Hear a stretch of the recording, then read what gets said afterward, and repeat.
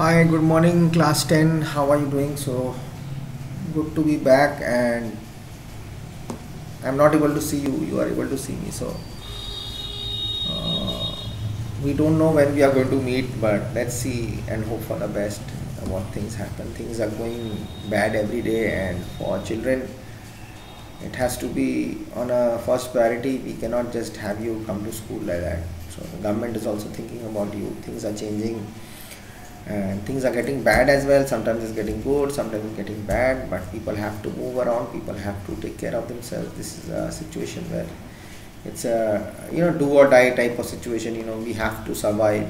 At the same time, we have to be safe, and we have to take care of family and everybody else as well. But constant prayers and faith and keeping safe and keeping clean will really fight this virus, corona, or this COVID-19 which is there, and by God's grace everything should be fine in due time. So let's hope for the best and see what happens. Okay, but it's good to be that you all are safe, God first, everybody, and I hope all the school children are safe everywhere around the world and they're taking care of themselves. So we'll be there at a long walk to freedom again. So I'll be reading again from the point where we left. On the day of the inauguration, I was overwhelmed with the sense of history. In the first decade of the 20th century, we have read till, we have read till there, after the planes and all. Yes, we'll be reading from this part. On page, yeah.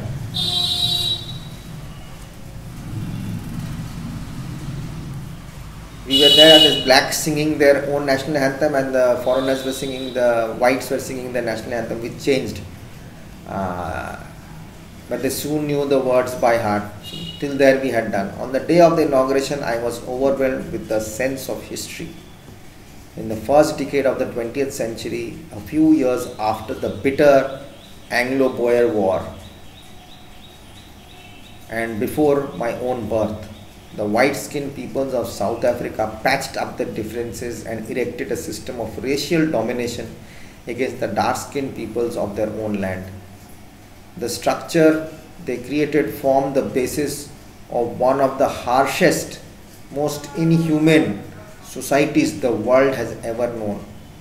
Now, in the last decade of the 20th century and my own 8th decade as a man, that system had been overturned forever and replaced by one that recognized the rights and freedoms of all peoples regardless of the color of their skin. First I'll read, and after that I want to finish reading, and after that it will be easier to explain. That day had come about through the unimaginable sacrifices of thousands of my people, whose suffering and courage can never be countered or repaid. I felt that day, as I have on so many other days, that I was simply the sum of all those African patriots who had gone before me. That long and noble line ended and now began again with me. I was pained that I was not able to thank them, as they were not able to see what their sacrifices had brought. The policy of apartheid created a deep and lasting wound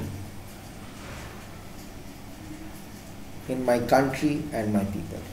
All of us will spend many years, if not generations, recovering from that profound hurt. But the decades of oppression and brutality had another unintended effect.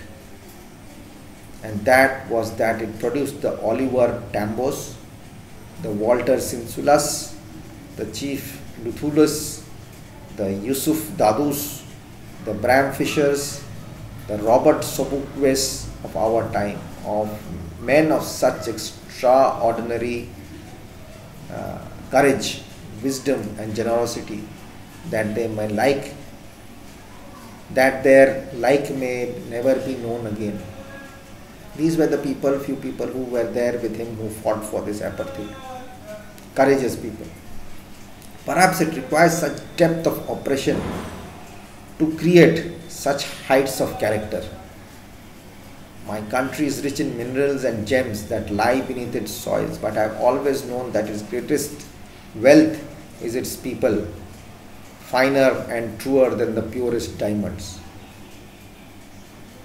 It is from these comrades in the struggle that I learned the meaning of courage. Time and again I have seen men and women risk and give their lives for an idea. I have seen men stand up to attacks and torture without breaking, showing a strength and resilience that defies the imagination.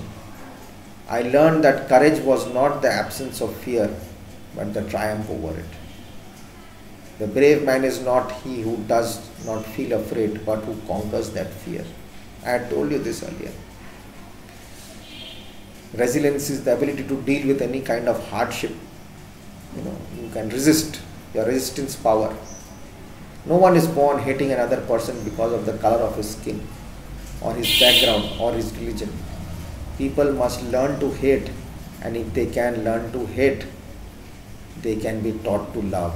For love comes more naturally to the human heart than its opposite.